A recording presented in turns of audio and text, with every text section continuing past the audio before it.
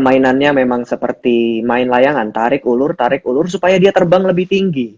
Coba kalau kamu tarik terus, ya turun, Turun. layangannya turun, nggak terbang. Bener.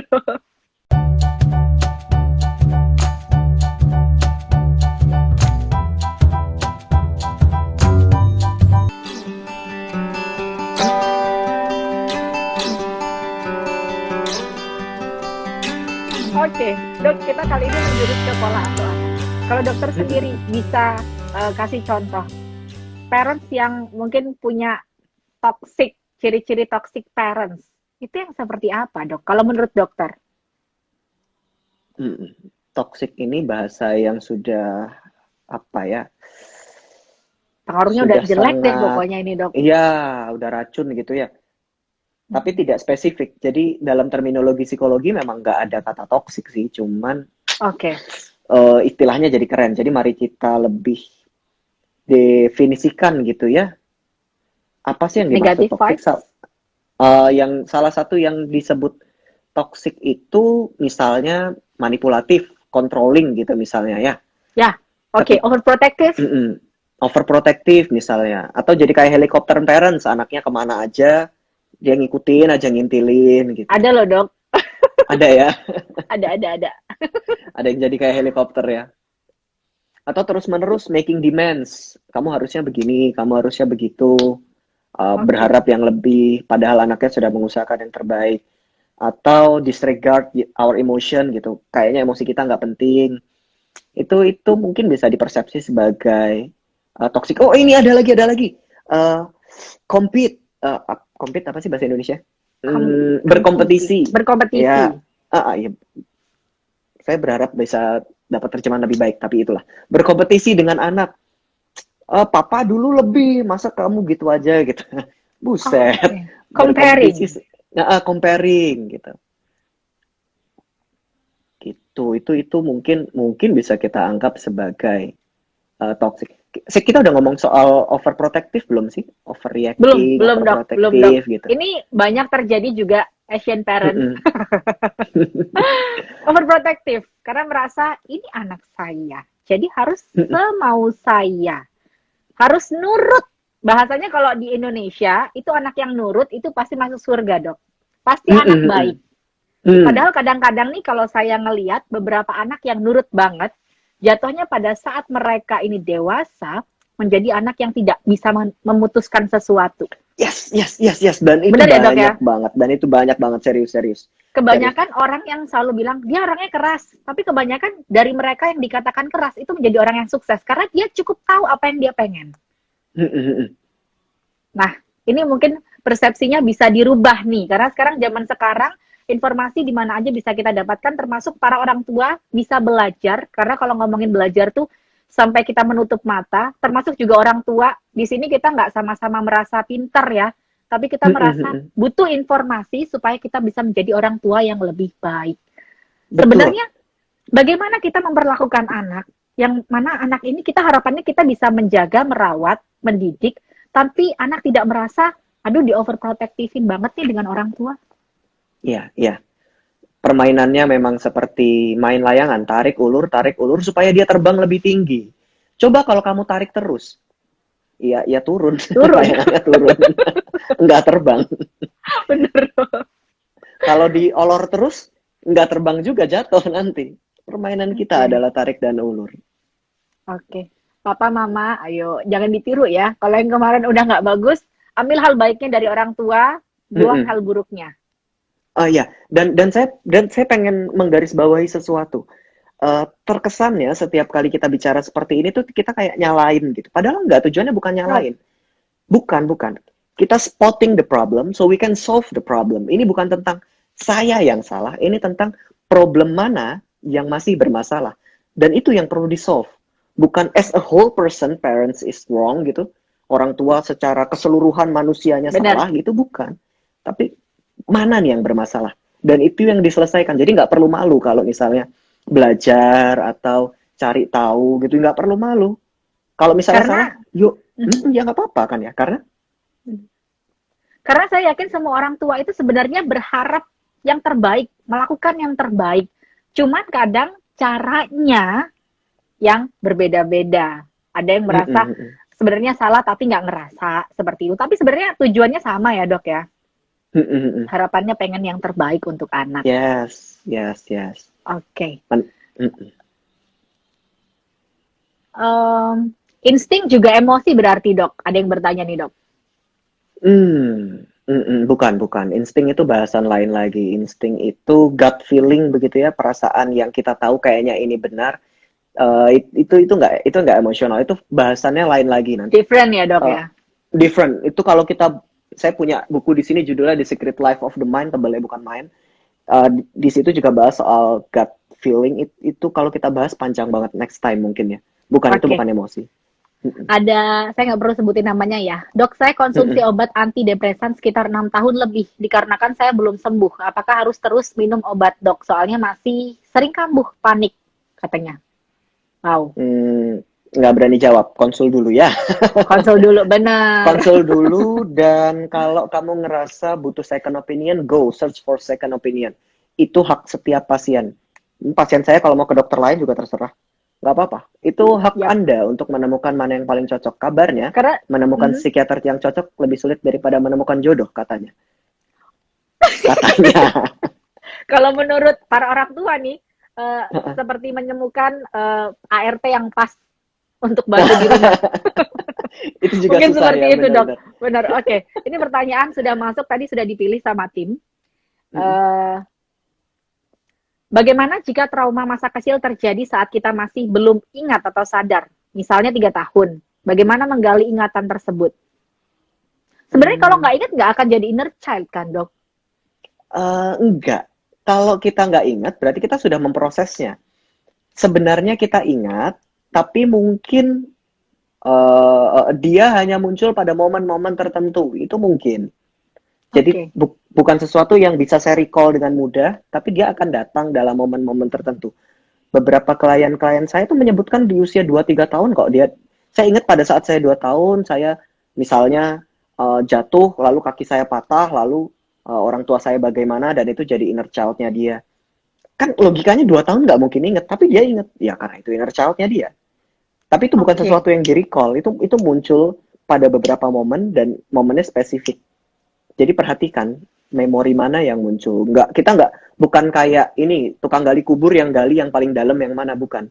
Kita mencari kode-kode yang disampaikan oleh tubuh dan pikiran kita. Oh, pikiran saya bilang ini. Itu kenapa journaling penting. Bikin diary penting karena kadang kode-kode itu tuh cukup subtle sampai kita nggak sadar, kecuali kalau kita nulis kan berulang tuh. Baru sadar, kayaknya gue pernah nulis ini deh gitu. Itu kenapa diary penting. Dok, bagaimana jika seseorang ini menanggapi inner child yang negatifnya di masa kecil, ini pada akhirnya menjadi sesuatu yang positif. Masuk akal nggak, dok? Mungkinkah? Mungkin saja. Kalau dia bisa cope up dan bertumbuh dari inner child-nya bisa saja. Tapi berarti artinya dia mendapatkan supply kebutuhan emosinya entah dari mana, sehingga sang anak bisa mendapatkan kebutuhan emosionalnya. Itu kan mungkin ya. Entah teman yang suportif atau lingkungan yang mungkin membuat anak di dalam diri saya bisa merasa aman dan sembuh lukanya. Itu mungkin saja terjadi, bukan sesuatu yang mustahil. Tapi bagian itu kan di luar kendali kita ya. Kita nggak bisa berharap lingkungan tiba-tiba begitu. Itu kan ya itu kebaikan tentu saja yang perlu disyukuri. Tapi kalau kamu nggak punya itu, bukan berarti kita stuck saja. Kita masih punya opsi lain. Oke. Ada pertanyaan dari Sandra. Ada pengaruh inner child sama attachment style nggak sih, dok? Menarik. Attachment style. Attachment style itu pola melekat antar manusia ya. Jadi manusia itu punya kebutuhan emosional. Biasanya dia mendekati kebutuhan emosional itu dengan 3 cara. Yang satu dengan cling, dengan terus-menerus bersama. Kalau orang yang di dekatnya pergi, dia akan sangat cemas sekali. Bayi, kadang kan ada yang kalau ibunya pergi dikit, nangisnya luar biasa. Anak kalau pergi dikit, nangisnya luar biasa. Itu anggaplah menjadi anxious, walaupun belum tentu itu attachment style yang anxious. Ada attachment style yang secure, yang ngerasa aman. Oh, ibunya pergi, ya saya sedih, cuman saya tahu kok saya baik-baik aja, ibu saya pasti balik gitu. Kalau anxious pergi, kayaknya nggak balik-balik lagi, kayaknya dunia akan runtuh gitu. Hmm. Kalau secure, ya saya sedih, tapi saya tahu saya baik-baik saja. Kalau yang terakhir adalah avoidant, berjarak, menghindar. Avoid. Ibunya pergi, bodo amat, biarin gitu. Gua tetap main seru gitu misalnya. Loh, tadi katanya setiap orang punya kebutuhan melekat, berarti avoidant ini nggak memenuhi kebutuhan ya dong? Persis sekali. Orang yang anxious dan orang yang avoidant, kalau diukur denyut jantung, laju nafas, hormon stres, itu sama persis. Sama. Bedanya, Oh, sama persis. Bedanya yang satu mendekati dengan tidak mau berpisah, yang satu dengan lebih baik saya tidak usah dekat secara emosional daripada saya tersakiti karena dia berpisah. Tapi mindsetnya sama. Di dalamnya painnya sama. Bedanya yang satu oke. seakan tough, kuat, yang satu seakan clingy. Tapi kedua hal ini sebenarnya sama. Apakah ini dipengaruhi oleh inner child? Yes, but it's much more complex. Jauh lebih rumit sekali hubungannya karena ini dari dua teori yang berbeda, jadi kita perlu sambung-sambungkan. Tapi ya ada hubungannya dengan proses dari masa lalu. Gitu. Oke. Dok, kalau menurut dokter, bagaimana kita bisa tahu kalau kita sudah bisa berdamai dengan inner child kita? Bagaimana kita bisa sadar, oh ternyata saya sudah berdamai kok dengan inner child yang negatif ya, Dok? Mm-mm. Rasanya tuh releasing loh kalau inner child itu emosinya dipenuhi. Kita akan ngerasa fulfill, penuh gitu. Ternyata saya aman untuk melakukan kesalahan. Ternyata nggak apa-apa loh kalau saya gagal. Akan ada rasa kayak gitu. Oke. Loh dok, Oke. saya udah reparenting tapi belum ngerasa kayak gitu. Nggak apa-apa, lakukan ulang terus untuk merawat. It's okay. Oke. Karena tiap orang butuh waktu yang berbeda-beda untuk bisa berdamai dengan inner child-nya. Iya, iya, setiap orang punya waktu yang berbeda untuk berdamai dengan inner child-nya. Dan ini bukan pertandingan cepet-cepetan sembuh dari inner child, bukan. Setuju, setuju. Ya, mungkin adanya anak ini punya motivasi untuk kita nantinya supaya juga bisa menerapkan pola asuh yang baik. Tapi Mungkin, kalau dari mungkin ya. dokter sendiri mungkin punya saran khusus nggak atau hal-hal yang harus dihindari para orang tua yang nantinya akan bikin inner child pada anak kita ini juga banyak inner child negatifnya daripada yang positifnya pada saat dia tumbuh dewasa. Hmm.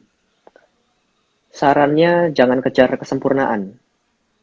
Ah, Good enough setuju. is enough. Cukup baik itu baik. Kadang kalau kita ngejar kesempurnaan tuh malah malah bikin damage yang kemana-mana yang nggak perlu sebenarnya. Entah saya yang harusnya sempurna atau anak yang harusnya sempurna, it's not good. Good Benar. is good enough is good. Cukup Good. baik itu baik. Yang penting cukup baik. Anaknya cukup baik ya baik, kamu cukup baik ya baik. Kalau kurang baik ya diperbaiki lagi. Tapi kalau kita ngejar kesempurnaan, bisa jadi kita nyalain diri sendiri, terus jadi minder, jadi ngerasa sedih, anak akan ngelihat itu. Atau sebaliknya, saya ngelihat anak harus sempurna, saya tuntut nggak benar. Nggak, tujuannya adalah good. Good Oke. enough. Papa mama harus ingat ya tujuannya adalah good. Good dulu deh, nggak usah ekspektasi yang terlalu tinggi ya. Kalau ada yang kurang diperbaiki, sama-sama lah ya. Papa, mama nantinya bisa jadi lebih kompak juga. Terus nantinya juga akan tertular kepada anak karena pada saat kita mempolakannya seperti itu pada saat mengasuh atau mencontohkannya, sebenarnya anak juga akan meniru ya, Dok ya. Iya, iya. Termasuk meniru bagian kita sadar mengakui ada kesalahan dan buat jadi good-nya lebih baik lagi, being better. Bukan achieve yang sempurna-sempurna gitu, yang nggak pernah ada. Yep. Jadi anak bisa melihat, oh ternyata bisa ada progres, ternyata bisa ada perkembangan, dan itu baik banget buat perkembangan anak. Dia bisa melihat kesalahan itu bisa diperbaiki, saya bisa bertumbuh, saya merasa aman walaupun melakukan kesalahan, tetap berkembang. Ya kalau salahnya memang butuh dihukum, ada hukuman yang adil, Ada dan punishment. ya tapi adil gitu, nggak lebay. Itu penting. Good. Yep.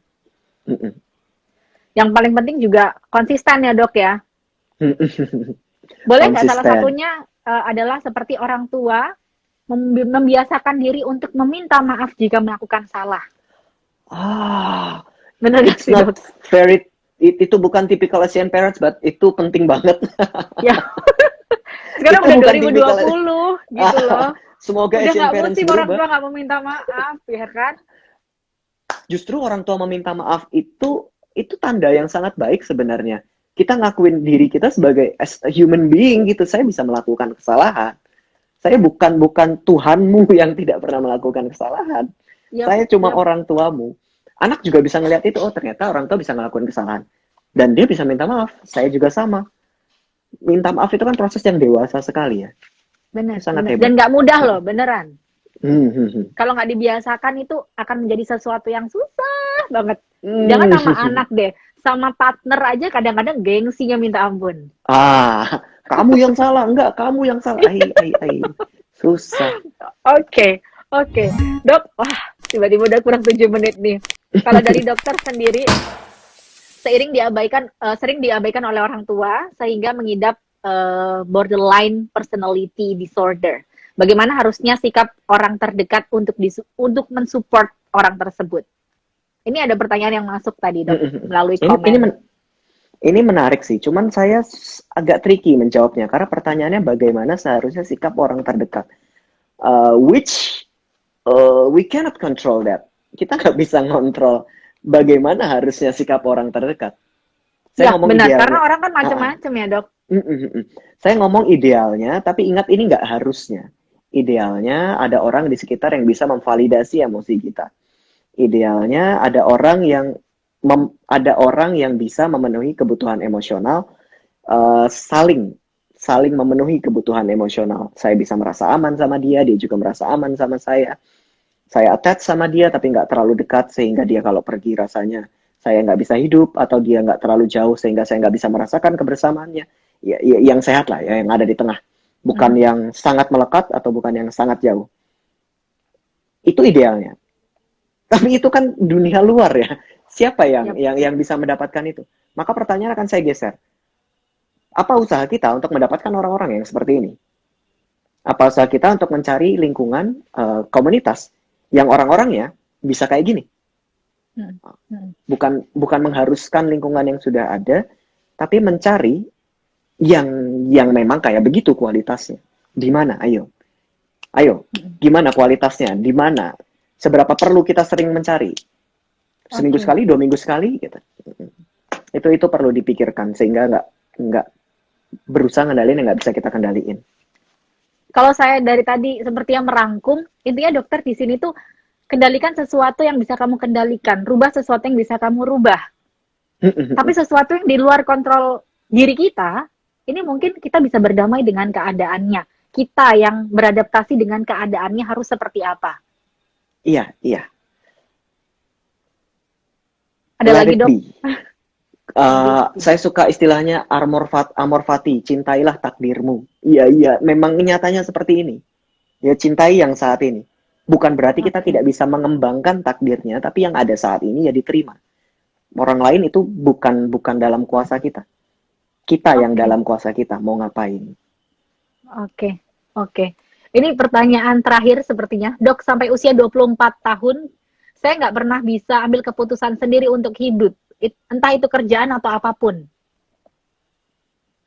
Termasuk inner child, Dok. Iya. Jangan sampai 25 ya, 24 aja ya.